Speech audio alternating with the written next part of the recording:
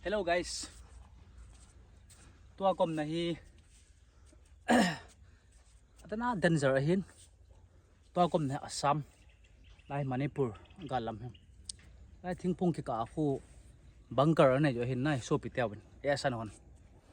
Ai thingpung hon ale chat a hin. Ai lengang popi kho ki ti hin.